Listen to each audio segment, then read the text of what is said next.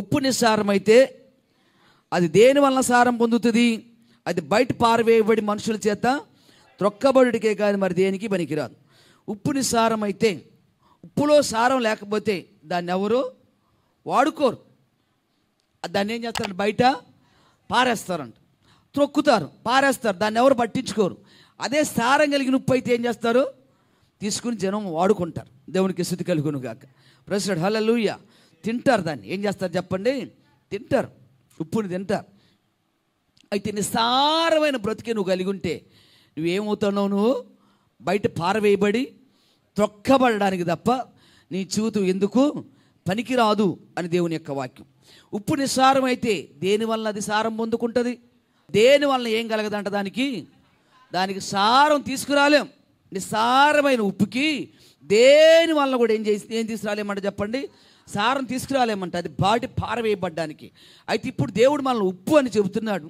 అయితే ఉప్పు సారం ఎవరెవరో ఎంతవరకు నువ్వు కలిగి ఉన్నావు, ఎంతవరకు నువ్వు కలిగి ఉన్నావు. ఒకరికొకరు సమాధానం కలిగి ఉంటామంట. దేవునికి స్తుతి కలుగునుగాక. ప్రెసిడెంట్ హల్లెలూయా. అయితే ప్రతివానికి అంటే ఇప్పుడు ఒకరితో ఒకరు సమాధానం లేదు అంటే ఏ సారం లేదు? ఉప్పు సారం మనలో లేదు. లేకపోతే మనం బయట పారవేయబడి త్రొక్కబడడానికే తప్ప దేనికి పనికిరాం అని దేవుడు చెప్తున్నాడు. మనం దేవుణ్ణి ముందు పెట్టుకొని నడవాలా? దేవుని వాక్యాన్ని మన హృదయంలోకి తీసుకోవాలా? ఎవరు ముందు పెట్టుకోవాలి చెప్పండి? దేవుణ్ణి ముందు పెట్టుకోవాలా? దేవుని యొక్క వాక్యం విని దాన్ని తీసుకుని నడవాలా? మన మనసు ఉంటుంది, మన ఆలోచనలు ఉంటాయి, మన తలంపులు ఉంటాయి. మనకు కూడా కొన్ని ఏం చేస్తాయి చెప్పండి? ఏమంటారు? మన స్వభావ మనస్తత్వాలు ఉంటాయి. దాన్ని బట్టి అనుసరించి నడుచుకోవడం కోసం యేసు ప్రభు దగ్గరికి వచ్చిన వారు దాన్ని అనుసరించి నడుచుకోకూడదు. దాన్ని అనుసరించి నడుచుకున్నట్టయితే ఖచ్చితంగా నిస్సారమైన జీవితాన్ని మనం జీవిస్తాం. ఏ సారం? ఎవరిని అనుసరించి నడుచుకోవాలి? మనం దేవుణ్ణి అనుసరించి నడుచుకోవాలా. ప్రభు దగ్గరికి వచ్చిన తర్వాత ఎవరిని చూడాలి? మనం ఎవరు చూడాలా?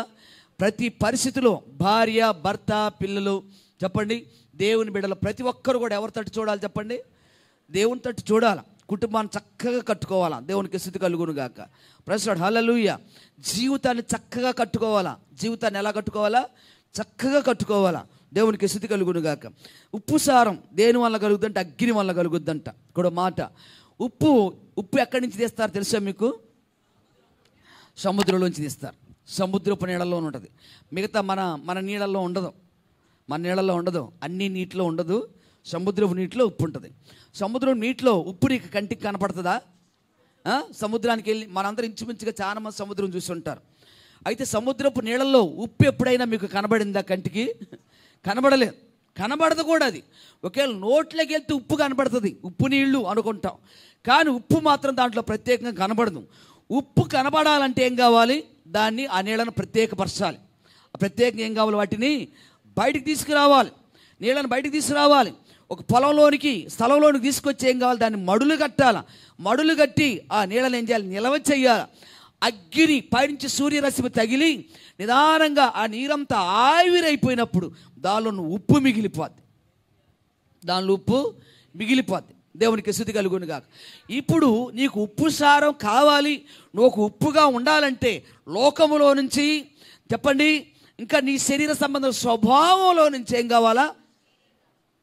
పూర్తిగా వేరవ్వాలి. దేవుడు అంటాడు, లోకానికి మీరు వేరే మూర్ఖులకు, ఈ తరం వారికి మీరు వేరే రక్షణ పొందండి అంటాడు. లోకం నుంచి ఏం కావాలంటే మనము వేరవ్వాలా. లోకం నుంచి వేరు కావాలా? నీ శరీర సంబంధమైన స్వభావం నుంచి కూడా ఏం కావాలా? వేరు చేసుకోవాలి. వేరు చేసుకుని ప్రభు సన్నిధిలో నువ్వు ఉన్నప్పుడు, కనిపెట్టుకుని ప్రభు సన్నిధిలో ప్రార్థన చేసినప్పుడే ఆ ఉప్పు సారం నీ చేతిలోనికి వస్తుంది. దేవునికి స్తుతి కలుగును గాక. ప్రైజ్ హల్లెలూయా. అలాగే ఉప్పు ఎలా తయారవుతుంది అంటే అర్థమైందా మీకు? సముద్రంలోంచి నీళ్లు బయటికి తీసుకొచ్చి సముద్రంలో నీళ్ళను అలా ఉంచి ఎంత అగ్ని తగిలినా, ఎంత సూర్యరశ్మి తగిలినా ఆ సముద్రంలో నీరు ఎప్పుడు కూడా ఉప్పుగా మారదు. అది దేనికి ఉపయోగంగా ఉండదు. ఏది? సముద్రపు నీరు తీసుకొచ్చుకుని వంటలో పోసుకుంటామండి, కూరలో పోసుకుంటామా? అస్సలు తాగడానికి కూడా ఇష్టపడం. నోట్లోకి వెళ్ళినా కూడా అసహ్యం. అర్థమవుతుందండి. కానీ దాన్ని బయట తీసుకొచ్చి ఉప్పు మళ్ళు కట్టి దాని ఉప్పు తయారైన తర్వాత దానిలో ఉన్నటువంటి ఇంక మురికి మస్టు ఎంతో ఉంటుంది, దాన్ని అంతా శుభ్రం చేస్తారు. శుభ్రం చేసి ఏం చేస్తారు, మనకి అది ఫ్యాక్టరీకి పంపి దాన్ని శుభ్రం చేసి మనకి ప్యాకింగ్లు చేసి మనకు పంపిస్తారు. దేవునికి స్తుతి కలుగును. అప్పుడు మనం వాడుకోవడానికి ఉపయోగకరంగా ఉంటుంది. దేవుడు ఉప్పుతో నీ జీవితాన్ని పోల్చాడు. ఇప్పుడు దీన్ని అర్థం చేసుకోవాలి. దేవునికి స్తుతి కలుగును కాదు. ఏ సారం తెచ్చుకోవాలా? దేవుని యొక్క సారాన్ని తెచ్చుకోవాలండి. దేవుని సారం మనలోనికి రావాలి. దేవుని సారం నీలో ఉందో లేదో అనేది నీ జీవితం చూసుకుంటే అసలు నీకే అర్థమవుద్ది. నీ దేవుని యొక్క సారం మన బ్రతుకులో ఉందో లేదో అనేది ఎవరి జీవితాన్ని వారు తరచు చూసుకుంటే వారికి అర్థమవుతుంది. దేవునికి స్తుతి కలుగును గాక.